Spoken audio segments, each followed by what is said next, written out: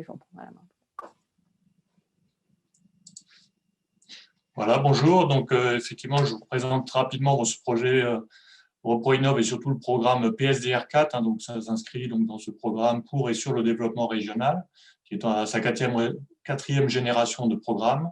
Donc, c'est un programme national, INRAE, qui après se construit en partenariat avec les régions. Et donc, il y a 10 régions françaises qui étaient concernées par le programme PSDR4. Donc, c'est un programme cofinancé par les conseils régionaux et qui a donné lieu donc, à 33 projets partenariaux qui ont été menés entre acteurs de la recherche et du développement territorial de 2016 à 2020, certains prolongés de 6 mois à cause du Covid, comme c'est le cas pour les projets en Occitanie. Et donc sur la région Occitanie, il y a 3 projets, le projet Atari, le projet ReproInnov et le projet Séburef. Donc, vous avez plus d'informations sur le site du PSDR. Et donc, le projet ReproInnov, comme l'a rappelé Marianne, c'est un projet dans lequel il y a différents partenaires, donc les 3 laboratoires de recherche, l'UMR Agir, le laboratoire l'EREPS, qui est rattaché à l'Institut d'études politiques et avec une composante de l'ENSFEA, et l'unité de service Observatoire du développement rural à INRAE, et 5 partenaires donc, du développement territorial, la coopération agricole Occitanie, la coopérative Calisol qui va intervenir ce matin, Interbio Occitanie qui va intervenir ce matin, la DRAF Occitanie et le service statistique du ministère de l'Agriculture. Maintenant, pour en venir à l'organisation même de l'atelier qu'on vous propose ce matin, on vous propose un atelier en 4 avec une première partie qui sera la présentation de travaux de recherche qui ont été menés dans le cadre de ce programme, avec 3 présentations de chercheurs et les discussions qui s'en suivent. Alors, toujours pareil pour les discussions dans le chat de préférence. Ensuite, on vous proposera une partie sur le témoignage d'acteurs des filières et institutionnels qui apporteront leurs témoignages et leurs identifications de facteurs de fragilité sur l'agriculture biologique dans leur domaine. Pareil, avec 4 interventions et un temps de discussion. On fera ensuite une synthèse ensemble sur les facteurs de fragilité identifiés. Alors, on vous a tous demandé de remplir un petit questionnaire en vous inscrivant à l'atelier. Ce sera la synthèse de ces réponses aux questions, de ce qui aura été dit par les témoins précédents et une priorisation qu'on vous demandera de réaliser en direct avec un petit atelier interactif. Et pour finir, avec ces besoins, ces facteurs de fragilité prioritaires qu'on aura identifiés dans la phase 3, donc d'essayer d'analyser ces besoins et de voir quelles solutions envisager pour la région, donc avec échange entre nous et synthèse finale. Donc on peut commencer tout de suite à passer à la première partie avec la présentation des travaux de recherche. Eh bien, bonjour à tous, donc moi je suis Thomas Poméon, donc c'est moi qui vais animer cette séquence. Donc moi je suis ingénieur et directeur de l'unité Observatoire du développement rural qui a été impliqué à divers niveaux dans ce projet-là et dans divers travaux sur l'agriculture biologique. Alors, on va présenter ce matin trois travaux de recherche, 3 illustrations en fait, qui serviront un petit peu à illustrer et puis un peu lancer les discussions. Un premier travail qui sera autour du développement de la filière bio en lait de brebis en Aveyron, présenté par Augustine Perrin de l'unité Agir. Ensuite, Natalia Suarez nous présentera ses travaux sur les menés en commun avec Pierre Triboulet, Charlène Arnaud et Pascal Château-Terris sur les SIC en agriculture. Et enfin, Pierre Triboulet vous présentera le travail qu'il a réalisé avec Charlène Arnaud sur une dimension une approche plus territoriale de lien entre l'agriculture biologique et le développement rural. Donc ces différents travaux finalement permettront de… la diapo suivante, s'il vous plaît. Ces différents travaux vont nous permettre finalement de couvrir un petit peu l'ensemble du spectre interrogé dans cet atelier, c'est-à-dire de couvrir un petit peu tous les différents acteurs impliqués dans la bio, non seulement les agriculteurs impliqués dans la partie, on va dire, de la production, mais aussi les autres acteurs, organisations et autres acteurs de l'accompagnement de l'agriculture biologique. Et ça permettra aussi, selon les approches, de couvrir une ou un ensemble de dimensions par rapport aux facteurs de fragilité qui avaient été identifiés. Donc, certains plus sur les aspects organisationnels, les aspects marchés, et d'autres plus sur les dimensions techniques, agricoles ou l'organisation des filières. Voilà, donc sans plus tarder, je vais passer la la parole à la première intervenante, donc Augustine Perrin, qui va nous parler du développement de la filière lait en Aveyron. Bonjour à tous, donc Augustine Perrin, je suis doctorante à l'INRAE à Toulouse et je vais vous présenter les résultats d'un travail qui a été conduit dans le cadre du projet CASDA Résilé et donc voilà, qui visait à étudier un peu et à comprendre les évolutions observables sur des exploitations laitières ovines biologiques en Aveyron. Ah putain, ma vidéo. Donc, juste pour introduire un peu le propos avec quelques éléments de contexte, donc la filière lait de brebis bio, c'est un marché qui est en plein essor en France. Donc, on peut le voir sur le graphique à gauche avec une augmentation des volumes livrés et puis de la taille du cheptel ovin lait bio français, particulièrement importante depuis le début des années 2010. Et donc voilà, en 2018, la collecte de lait de brebis biologique, c'était presque 9% de la collecte nationale, ce qui est une part importante, surtout quand on compare avec les autres filières laitières, donc bovines et caprines par exemple. Et à droite, donc c'est pour avoir juste un petit élément sur la répartition géographique du nombre d'exploitations ovines laitières bio, donc qui correspond au bassin de production des fromages de brebis AOP, donc Osso-Iraty, et surtout particulièrement, et c'est pour ça qu'on a choisi aussi ce territoire d'étude, le bassin de production de Roquefort, avec une part importante du nombre d'exploitations situées en Aveyron. On peut passer à la diapo suivante. Donc, c'est un peu voilà, pour illustrer avec quelques chiffres. Donc, à gauche, l'augmentation du nombre d'exploitations ovines laitières biologiques en Aveyron. Et puis, pour avoir un autre élément de contexte, en regard à droite, des évolutions en fait, du prix du lait de brebis bio au 1000 litres comparé avec le prix du lait conventionnel. Et donc, ce qu'on constate, c'est des écarts conséquents de à peu près 300 € les 1000 litres et surtout assez constant au cours du temps. Donc, avec un prix plutôt stable et rémunérateur sur les 4 campagnes pour lesquelles on dispose de données. Voilà. Donc, dans le cadre de ce travail avec le CASDA Résilé, on a suivi le trajectoire d'évolution sur des fermes aveyronnaises converties à l'AB depuis plus de 5 ans, pour essayer de voir, d'étudier des systèmes qui avaient un peu de recul à l'agriculture bio et pour voir donc, comment ils évoluaient. On peut passer à la diapo suivante. Donc, on s'est rendu sur 36 exploitations ovines laitières bio qu'on a enquêtées. Donc, c'était à l'hiver 2017-2018. On peut passer aussi à la diapo suivante. Donc, on s'est rendu sur les exploitations et les données qu'on a récoltées, c'était les suivantes. Donc, en fait, on demandait aux éleveurs de diviser l'histoire de leurs exploitations depuis leur conversion en un ensemble de périodes clés et de renseigner pour chacune de ces périodes tout un ensemble de variables. Donc, un premier groupe de variables, ça permettait de décrire un peu les évolutions au niveau de la structure d'exploitation, donc main-d'œuvre, cheptel, surface.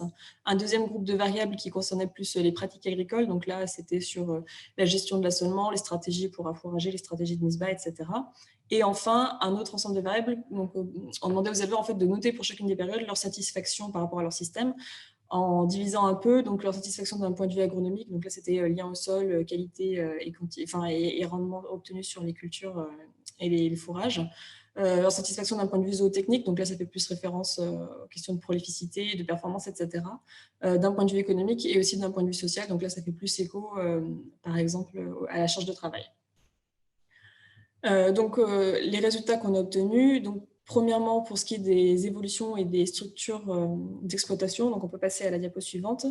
Donc ça, c'est la moyenne, en fait, au moment où on a fait l'enquête. Donc, on avait des exploitations en moyenne avec 420 brebis laitières, 180 hectares de SAU. On peut passer à la diapo suivante. Si on regarde l'évolution, donc entre le moment de la conversion et le moment où on a fait l'enquête, la tendance qui se dégage, c'est qu'on a plutôt une augmentation du volume de travail. C'est-à-dire que de manière générale, les exploitations se sont plutôt agrandies en cheptel et en surface, sans pour autant forcément augmenter la main-d'œuvre. En fait. Donc, ça résultait à une tendance à l'augmentation du travail en fait, quand on rapporte en nombre de brebis par unité de main-d'œuvre ou en nombre d'hectares par unité de main-d'œuvre. Donc ça, c'est pour les évolutions sur les structures. Maintenant, si on regarde un peu les pratiques, donc là, c'est pareil, la photo au moment où on a fait l'enquête, donc des exploitations où il y avait du pâturage avec, par exemple, donc, une productivité relativement élevée à 280 litres de lait par brebis et par an. Et si on regarde au niveau de l'évolution, la tendance qui se dégage pour ces pratiques, c'est une tendance à l'augmentation de la productivité individuelle des brebis, avec en moyenne, pour les exploitations qu'on avait, une tendance à augmenter d'environ 4 litres par brebis par an pour ce qui est de la productivité individuelle.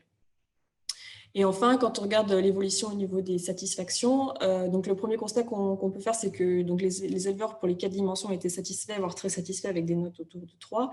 Et ce qui a attiré notre attention, c'est que c'était la satisfaction économique qui avait le poids le plus important pour les éleveurs, avec une note moyenne de 3,28. Et le graphique à droite, il montre un peu l'évolution entre, si on fait une moyenne au moment de la conversion et une moyenne 5 ans ou plus tard, enfin, donc en tout cas au moment où on a fait l'enquête. Et ce qu'on constate, c'est qu'on a plutôt une augmentation de la satisfaction, même si on partait de notes qui étaient déjà relativement hautes et qu'il y a une forte variabilité entre les exploitations. Et donc, le deuxième type de résultat, on a essayé de voir en fait, si on pouvait faire du lien entre justement cette évolution de la satisfaction des éleveurs et puis les évolutions constatées sur les structures d'exploitation et puis les pratiques agricoles. Et donc, on obtient les résultats suivants. Donc, le premier lien qu'on a pu mettre en évidence, c'est une association, en fait, un lien entre l'évolution de la satisfaction et l'évolution de la productivité individuelle. Donc, en fait, dans le contexte que j'ai présenté précédemment, qui est plutôt favorable avec des prix relativement stables et rémunérateurs, et l'importance du poids de la satisfaction économique, on peut voir que donc, la satisfaction des éleveurs tend à s'améliorer avec une augmentation de la productivité individuelle des brebis. Le deuxième lien qu'on a pu faire, c'est qu'on constate une évaluation de la satisfaction inversée avec l'évolution de la durée de pâturage. C'est-à-dire qu'en fait, dans ce contexte-là, et on pourra y revenir dessus un peu dans le temps de la discussion parce qu'il y a d'autres éléments qui viennent un peu l'expliquer, mais on constate une amélioration de la satisfaction en lien avec une diminution de la durée de pâturage des troupeaux. Et un troisième résultat, mais qui va un peu de soi, c'est que l'évolution de la satisfaction était corrélée avec avec le niveau de satisfaction initial. Donc en fait, si on partait d'un niveau de satisfaction bas, la marge d'amélioration de la satisfaction était plus importante. Et enfin, un troisième résultat, vas-y, tu peux passer l'animation, Pierre, merci. C'est un peu moins prononcé, on pouvait aussi faire un lien entre l'évolution de la satisfaction et le fait de décaler un peu les dates de mise bas, mais qu'on peut aussi mettre en lien avec le contexte et le prix du lait. Donc, pour synthétiser un peu ces résultats, l'évolution des exploitations aveyronnaises est liée au contexte que j'ai présenté en préambule, qui est favorable, avec des prix rémunérateurs, à la fois en bio et puis parfois aussi couplé avec le prix Roquefort. La recherche de productivité individuelle des brebis, donc elle est à mettre en lien avec ce prix du lait justement élevé. Et bon, du coup, ça pose la question, enfin les évolutions observées, notamment sur la durée de pâturage, posent un peu la question de l'autonomie alimentaire des exploitations. Et après, donc, juste pour nuancer un peu le propos, cette étude, donc, elle permettait de regarder un peu les évolutions à l'échelle de l'exploitation en prenant en compte un ensemble de variables assez conséquents. Et il y a peut-être un biais d'optimisme dans les résultats, puisque justement, du fait du contexte qui est favorable aux éleveurs, on n'a pas forcément de considération de la part de ceux-ci d'une évolution de la conjoncture qui serait peut-être moins favorable, avec peut-être des prix, par exemple, de l'aliment qui flamberaient, ou au contraire, un prix du lait qui diminuerait. Donc voilà pour les résultats du projet Casdar Résilé sur les élevages ovins lait bio. Il y a des résultats qui sont similaires, qui ont été conduits, qui sont différents, mais le type d'études est similaire, qui ont été conduits sur des élevages bovins lait bio. Et dans le cadre de PSDR, Maëlys Boot, donc une doctorante aussi, a réalisé différents portraits d'éleveurs qui se sont convertis à l'agriculture biologique en élevage bovin laitier. Et donc, les résultats sont disponibles au lien qui est indiqué là sur la diapositive, donc avec un support de valorisation en français, un 4 pages qui présente très bien ces résultats, et notamment les grandes tendances observées sur les fermes converties ou en cours de conversion. Et puis, voilà, les vidéos sont aussi à disposition avec des fermes un peu qui partaient avec des systèmes assez différents les uns des autres et qui ont réalisé leur conversion à l'agriculture biologique. Merci beaucoup, Augustine. Merci beaucoup d'avoir tenu le temps serré. Du coup, comme je vous disais, dans le fil de discussion, on fera des questions à la fin des 3 sessions. Donc, n'hésitez pas à mettre vos questions dans le fil de discussion là, en cliquant sur l'icône chat, et on pourra les poser à la fin, questions de précision, d'approfondissement. Voilà, n'hésitez pas. Donc, je passe la parole maintenant à Natalia sur les sociétés coopératives et le lien avec la bio. Bon, bonjour à tout le monde. Je suis Natalia Suarez, je suis chercheuse en sociologie à l'INRAE à Toulouse. Et ma présentation concerne les résultats obtenus de mon stage de fin d'études dans le projet SICAGRI, cofinancé par l'INRAE et le labo LAVEX SMS, sous la direction de Pierre Triboulet, Pascal Chatouterres et Charlène Arnaud. Ce projet vise à discuter le modèle organisationnel de la SIC et ses impacts territoriaux dans le secteur agricole. Et d'abord, les SIC sont des sociétés coopératives d'intérêt collectif multisociétariales à vocation sociale. Créées en 2001, il s'agit de la dernière innovation juridique coopérative en France. Cette recherche a pu constater d'abord l'intérêt fort des des coopératives d'utilisation de matériel agricole, les CUMA, pour cette innovation coopérative multisociétariale en raison de la nécessité d'ouvrir un nouvel panorama dans le monde coopératif. D'après les recherches de Thomas et d'autres auteurs, il existe très peu d'informations sur les SIC dans le monde agricole. Considérant les défis auxquels le monde agricole est aujourd'hui confronté à échelle macro, la transition énergétique et écologique, et à échelle micro, le développement de nouveaux modèles économiques viables, ce projet vise à interroger en quoi les SIC constituent-elles de nouveaux modèles de coopération agricole et à quelles problématiques contemporaines du secteur agricole pouvaient-elles apporter des solutions. Et je vais vous expliquer c'est quoi un SIC. Un SIC, c'est une société commerciale de type SCA, SARL ou SAS. Et c'est une coopérative, ça veut dire qu'il doit respecter les principes coopératifs d'un voix égale un vote et que la réserve de la coopérative doit être impartageable dans le cas de la SIC jusqu'à les 50% d'intérêt collectif. Ça veut dire qu'il doit reprendre un projet en commun pour multipartenariat à caractère d'utilité sociale.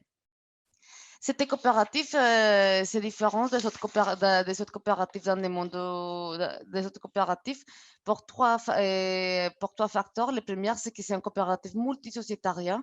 Ça veut dire qu'il rompt avec les principes d'homogénéité et doit rassembler une pluralité de membres coopérateurs, tels que les agriculteurs, les salariés, les collectivités publiques et les citoyens.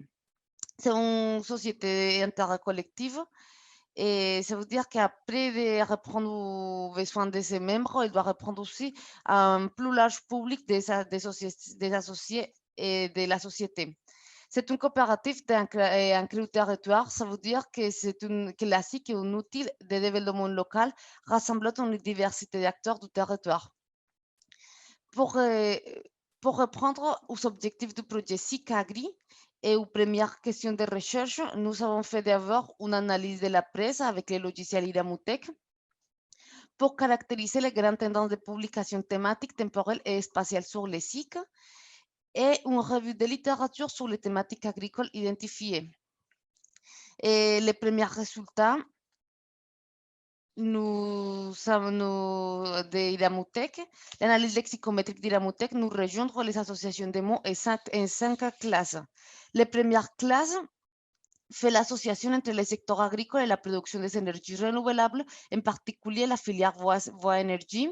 Les secondes classes mettent en relation la production biologique, légumes, fruits, viande et les circuits courts dans le cadre de projets montés en SIC.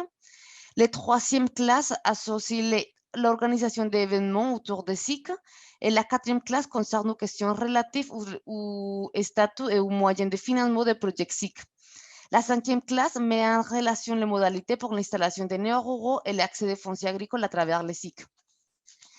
De ces premiers résultats, on a identifié les tendances de publication temporelles et géographiques.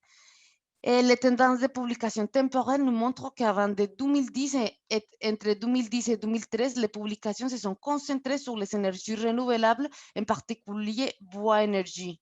Dans les dernières années, de 2017 à 2020, les tendances de publication sont principalement concentrées sur le développement des circuits courts. Et les résultats de l'analyse géographique nous montrent que les publications concentrées au secteur de bois énergie sont principalement publiées dans le nord de la France et les publications concernant le développement des circuits courts et l'aide à l'installation sont principalement situées dans le sud-ouest et dans le secteur national. Et pour continuer, la revue de littérature nous a permis d'identifier 4 problématiques agricoles auxquelles le statut multisociétariat des SIC peut répondre. La première, c'est l'installation de nouveaux agriculteurs Et aujourd'hui en France, un agriculteur sur trois n'est pas renouvelé. Et par l'intermédiaire du SIC, différentes collectivités s'organisent pour former les nouvelles générations afin qu'ils puissent s'installer plus rapidement et avoir accès aux terres agricoles. La deuxième, c'est l'accès au foncier. Et le secteur agricole est aujourd'hui confronté à une diminution consécutive des surfaces agricoles en raison de l'extension du périmètre urbain et de la capitalisation des terres. Par l'intermédiaire des SIC, divers acteurs publics et privés cherchent des moyens d'acheter les terres agricoles et de les mettre au service des nouvelles générations. Le troisième et le quatrième qui se rejoindront, c'est le développement des circuits courts de production, de transformation, de commercialisation des produits agricoles, dont la plupart sont labellisés bio. Le caractère multisociétarial permet de renforcer le tissu local par l'association des producteurs et des consommateurs dans une même coopérative. Et le dernier, c'est la diversification et la multiplicité des activités agricoles. Grâce au facteur multisociétariat des SIC, les agriculteurs pouvaient diversifier l'activité agricole dans des autres secteurs tels que la restauration, le développement des énergies renouvelables et bon, des autres actions. Comme conclusion, on peut dire que les SIC visent un nouveau modèle économique portant une vision alternative, concertée et démocratique entre plusieurs acteurs du monde agricole. Les premiers entretiens montrent qu'il s'agit de projets de long terme et nécessitant d'articuler des apports de ressources et des valeurs de différentes parties prenantes. En perspective, des études de cas de SIC sont prévues afin d'approfondir les thématiques et défis identifiés ici dans les projets SIC-Agri. Merci pour votre attention. Merci beaucoup, Natalia. Très bon timing également.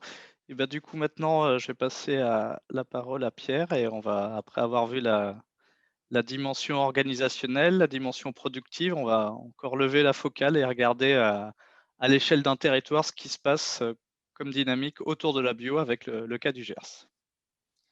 Bonjour, donc je vais vous présenter effectivement ce travail qui a été réalisé en collaboration donc, avec Charlène Arnaud pendant son postdoc au sein du projet ReproInnov.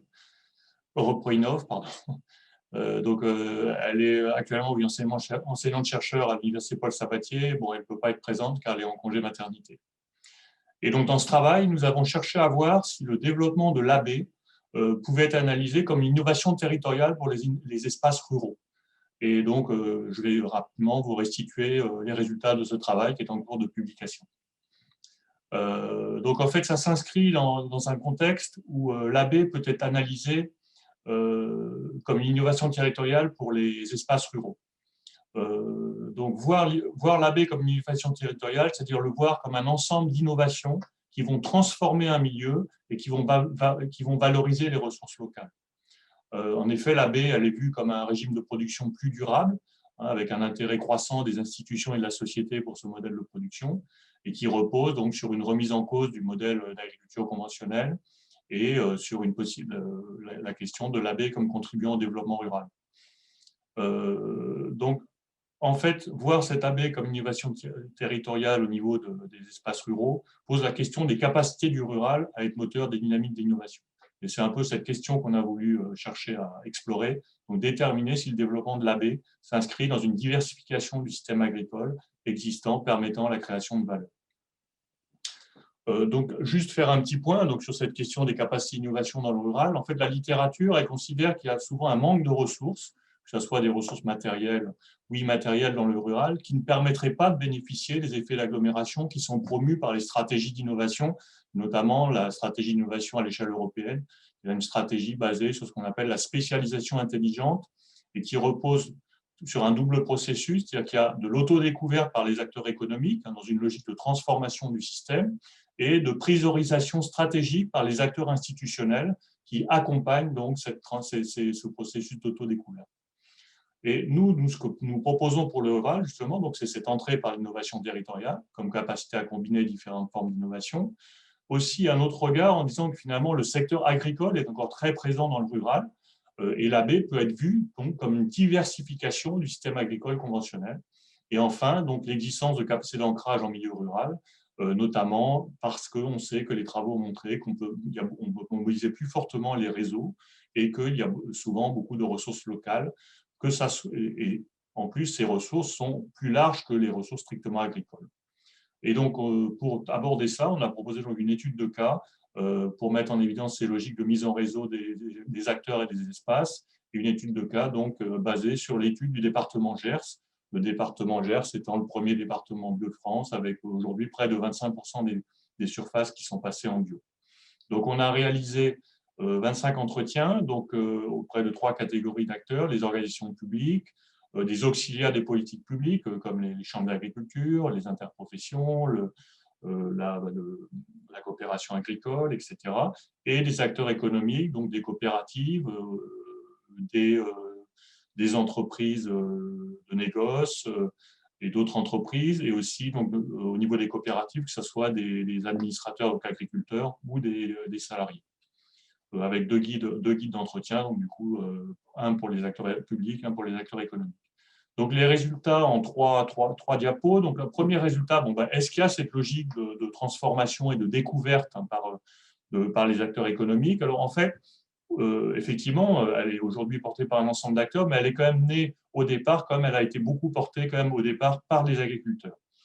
Le deuxième élément, c'est qu'effectivement, on a bien une transformation, une évolution des pratiques, des connaissances et des technologies liées au passage à l'agriculture biologique. Mais par contre, effectivement, donc en lien avec le fait que c'est essentiellement porté par les agriculteurs au début, on peut constater qu'au départ, il y a eu quand même une inertie historique, jusqu'à récemment de la part des coopératives, et que l'on a eu en fait une présence de modèles coopératifs opposés qui sont entrés dans l'AB donc en tant que pionniers, on va dire, qui sont entrés dans l'AB il y a 20 ans. D'une part, Calisol, qui apparaît un peu comme la coopérative avant-gardiste en matière d'agriculture biologique et qui s'est ancrée dans le territoire en portant, donc en développant une section bio dans cette coopérative, ça sera présenté d'ailleurs tout à l'heure, et Agribio-Union, donc qui est une union de grandes coopératives qui initialement avait choisi d'externaliser la baie, c'est-à-dire que chaque coopérative confiait à l'union le soin d'organiser la collecte AB. Autre élément, donc un aval de la filière trop faible pour assurer le développement économique, c'est-à-dire ce développement fort de la baie, il faut effectivement arriver à diffuser les produits.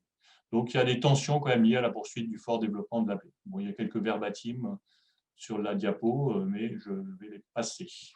Donc, sur la question de l'intentionnalité des politiques publiques, effectivement, on a bien un renouvellement de l'image du territoire porté par les acteurs publics locaux, avec un rôle spécifique de l'Agence de développement économique du Gers, une politique de marketing territorial autour de le Gers territoire bio, comme un renouvellement de l'image de ce territoire, basé plus sur l'innovation, sur une idée de modernité, comme le montre le verbatim en bas de la diapo, mais aussi un rôle historique de la Chambre d'agriculture qui a fortement accompagné la conversion et le développement de la bio au niveau du territoire.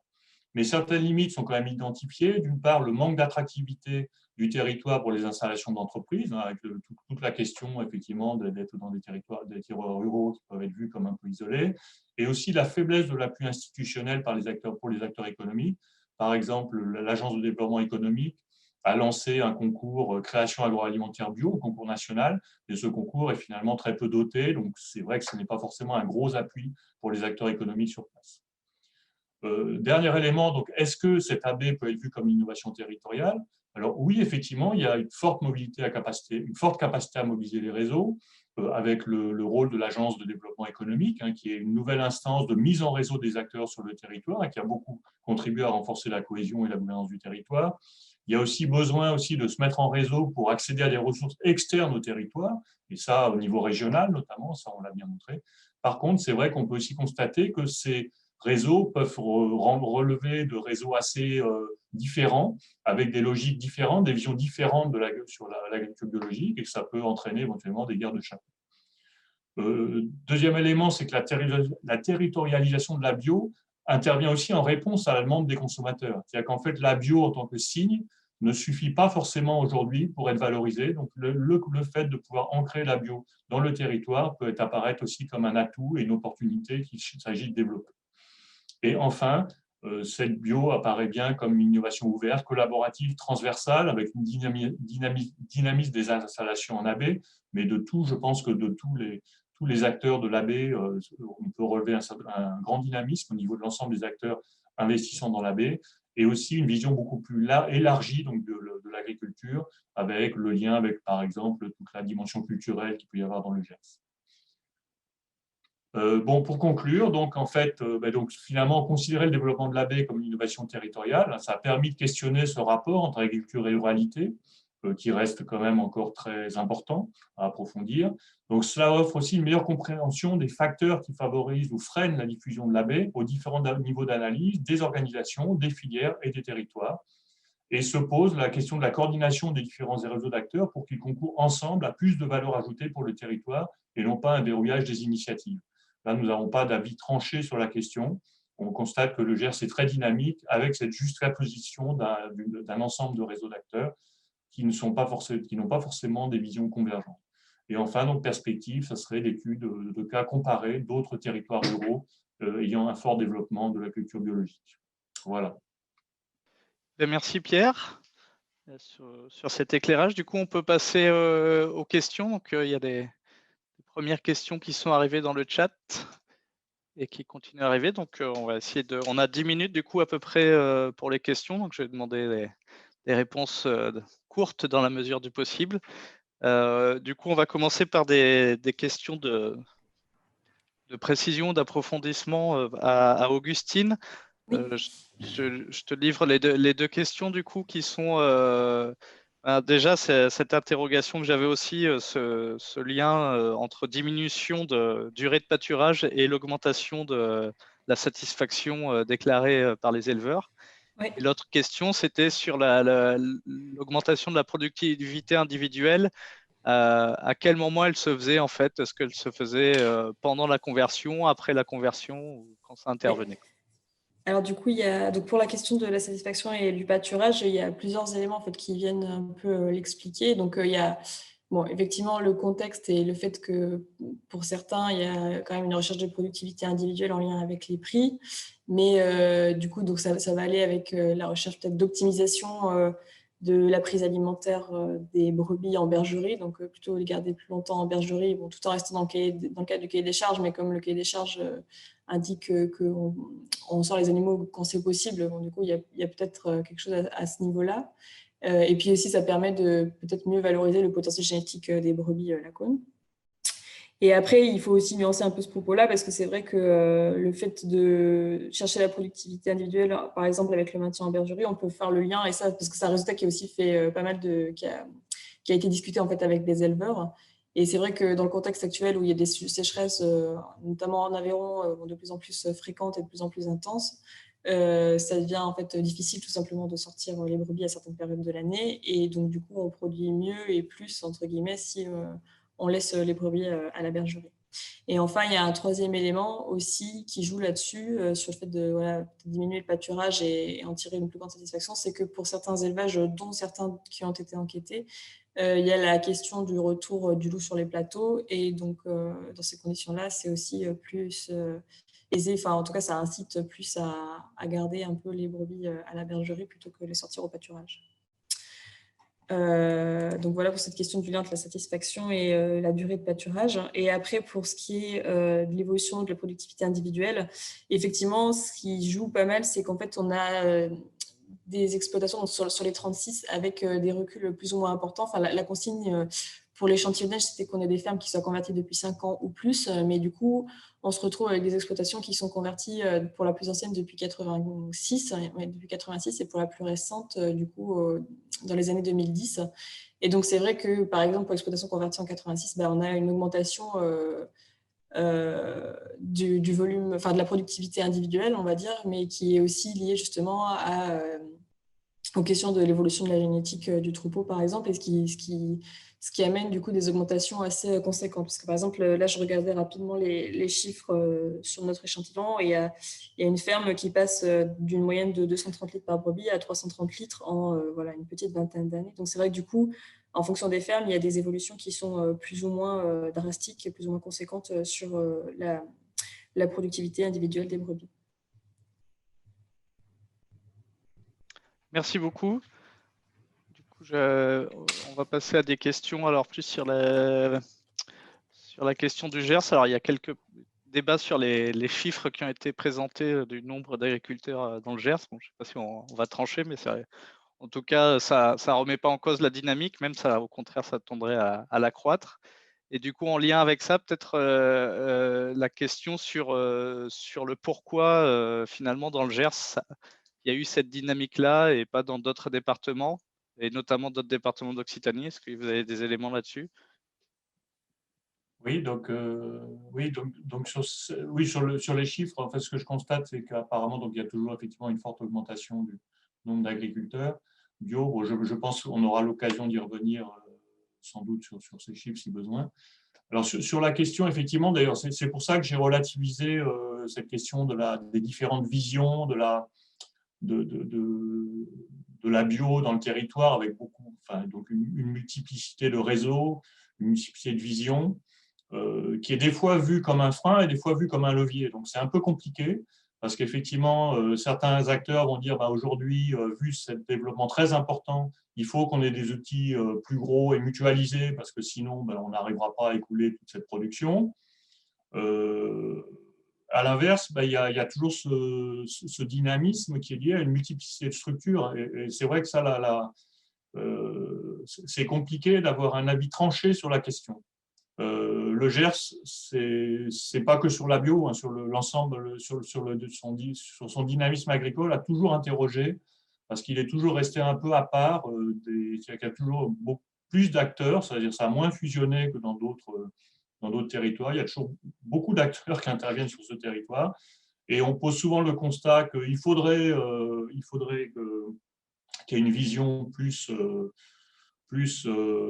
intégrés, on va dire que les acteurs se coordonnent plus, mais en même temps, si c'est pour fusionner, pour qu'il n'y ait plus qu'un acteur sur le Gers, ce n'est pas forcément non plus la solution. Donc du coup, ça reste toujours cité comme un laboratoire un peu expérimental. Voilà, donc c'est un constat. Je crois que l'idée justement d'avoir une petite structure qui peuvent interagir, qui peuvent échanger, qui peuvent se positionner sur des projets un peu différents, ça peut être un facteur d'explication qui fait que c'est toujours aussi dynamique. Merci. Et du coup, pour passer peut-être alors plus par rapport à une remarque d'Anne Glandière par rapport au niveau plus micro sur une coopérative, sur l'exemple de Calisol, où elle dit que finalement, d'après elle, ce sont surtout finalement les adhérents bio de la coopérative qui ont porté les investissements et que ce n'a pas été la coopérative, en tout cas dans un premier temps, dans son ensemble. Est-ce que tu as une réponse par rapport à ça? Et peut-être que Natalia aussi pourrait rebondir là-dessus par rapport à dans les cycles, justement, est-ce qu'il y a vraiment une mutualisation des efforts et des ressources, ou est-ce que finalement il y a une décision collective avec des consommateurs, des producteurs, etc., mais que c'est un peu les mêmes qui mettent les ressources, c'est-à-dire les acteurs productifs et pas forcément les autres? Oui, alors donc c'est vrai que l'intervention porte sur le côté internalisation, externalisation. Bon, c'est des termes pas faciles à utiliser. Alors, on a utilisé le terme externalisation pour montrer que les coopératives conventionnelles, et notamment c'était plutôt les grosses coopératives conventionnelles, quand elles ont commencé à voir qu'il y avait des adhérents qui voulaient se convertir en bio, qu'elles ne voulaient pas les perdre, elles n'ont pas fait le choix d'ouvrir une collecte en bio dans leur structure, elles ont fait le choix de créer une union, enfin d'adhérer à une union et que ce soit l'union qui porte le développement de la bio. Donc c'est juste pour ça que je parlais de Calisol comme un autre modèle, puisque eux ont effectivement décidé de développer, enfin, la section bio s'est développée au sein de Calisol. Après, je pense qu'Alain pourra mieux répondre que moi, Alain Laribaud, donc, qui va intervenir tout à l'heure. Donc, je préfère le laisser répondre tout à l'heure. Il aura sûrement l'occasion de mieux revenir là-dessus. Et par contre, de passer la parole à Natalia pour qu'elle puisse répondre sur le côté que tu viens de soulever, là, cette dimension collective. Et puis après, je pense qu'il faudra passer à la session suivante. Et dans la SIC, c'est l'intérêt collectif qui répond aux besoins de ses membres. Ça veut dire si c'est les décisions collectives qui prennent les associés dans la coopérative pour choisir si vous voulez être un bio ou pas. Et il y a Alex Margado, c'est lui qui a écrit les statuts de la SIC, qui nous disait que c'est cet intérêt collectif qui fait vraiment la coopérative. Donc, c'est la union des différentes parties prenantes qui prend les décisions de se labelliser en bio. Après, c'est l'idée de la coopérative à l'idée d'être d'utilité sociale. Ça veut dire qu'il doit reprendre une utilité à la société, soit environnementale ou sociale à travers les bio. Eh bien, merci beaucoup. Comme souvent, c'est un peu frustrant parce que c'est toujours trop court. On commence à tirer plein de fils. Je vais passer la parole maintenant à Marianne pour la séquence sur le témoignage des acteurs.